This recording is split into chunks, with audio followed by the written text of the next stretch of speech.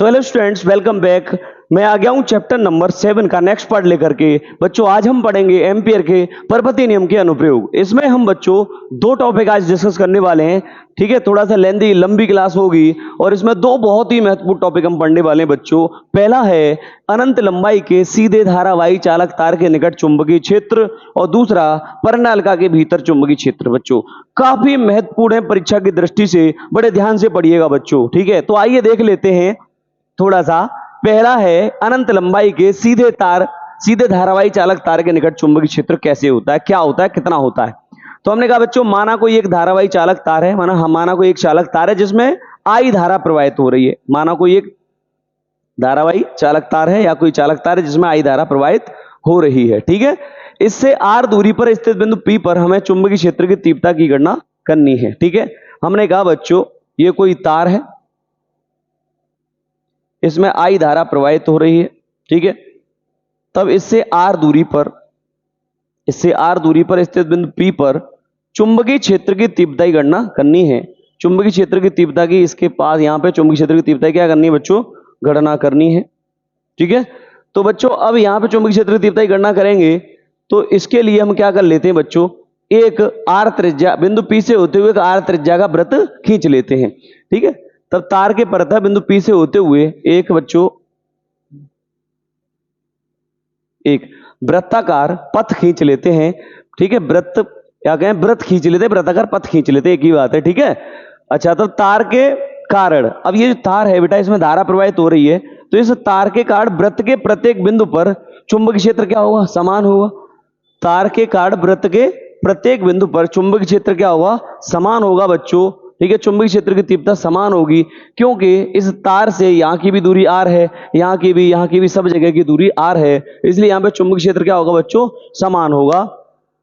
ठीक है, तब बिंदु पी पर, अच्छा एक चीज और बेटा, ये तार में धारा ऊपर की तरफ प्रवाहित हो रही है तो चुंबकीय क्षेत्र रेखाएं ऐसे करके होंगी चारों तरफ।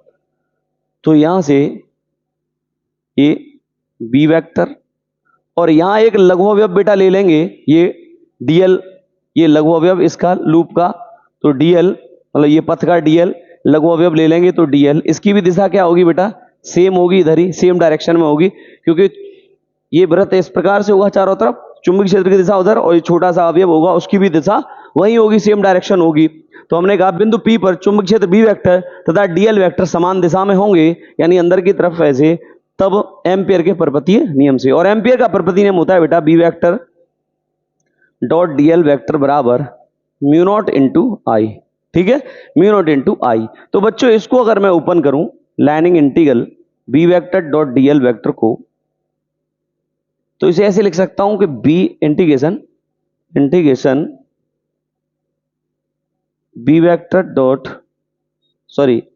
बी वेक्टर, यानी A vector dot B vector को खोल देते हैं, अदिश गुणन ए बी कॉस थीटा, वैसे ही B dot DL cos zero, B into DL cos zero. और बच्चों कॉस जीरो का मान क्या होता है, कॉस जीरो का मान बच्चों होता है क्या, 1।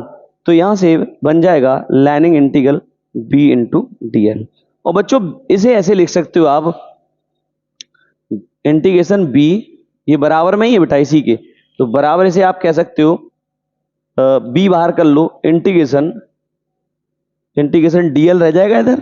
ठीक है, और ये किसके बराबर है, म्यू नॉट इंटू आई के, तो आप ऐसे लिख सकते हो बी इंटीग्रेशन डीएल बराबर म्यू नॉट इंटू आई। ठीक है, अब यहां पे ये परिधि है, ये इंटीग्रेशन डीएल का अगर करेंगे तो पूरी परिधि निकल के आएगी, और परिधि होती है 2 पाई आर। परिधि क्या होती है बच्चों, 2 पाई आर होती है मेरे प्यारे बच्चों।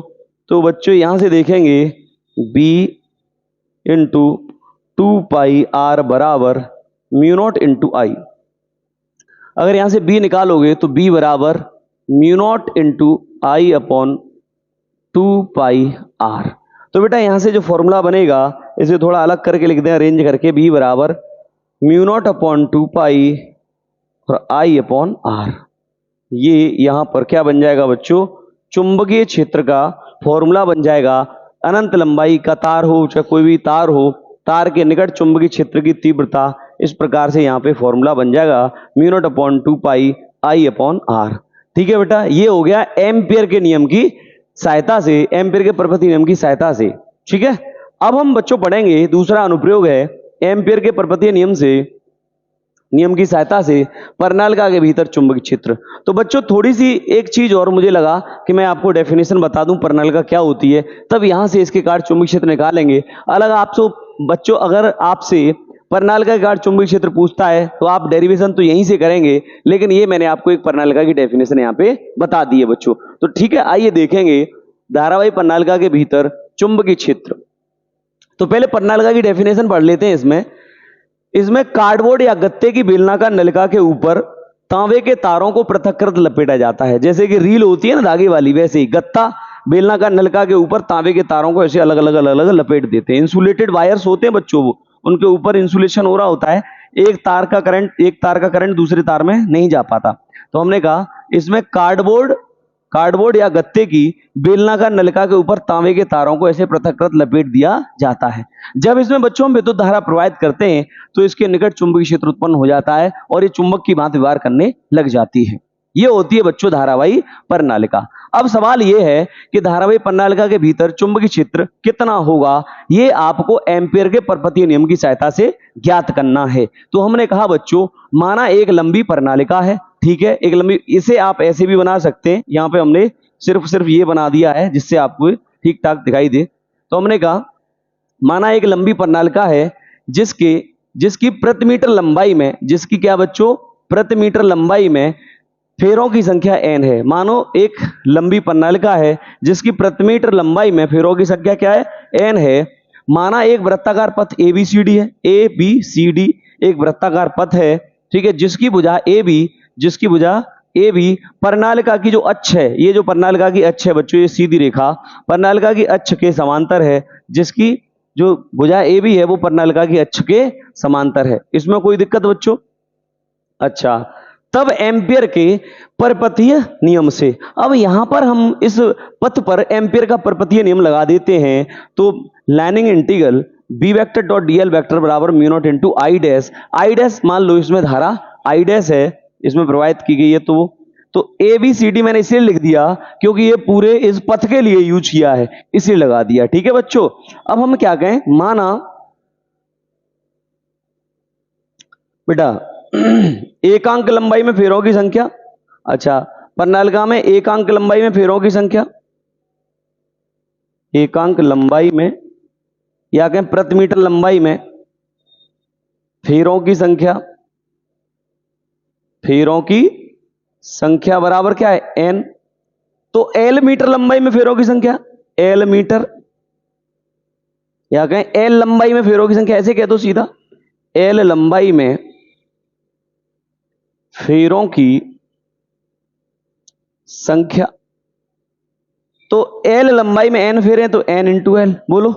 और प्रत्येक अगर फेरे में I धारा प्रवाहित हो रही हो, यदि प्रत्येक फेरे में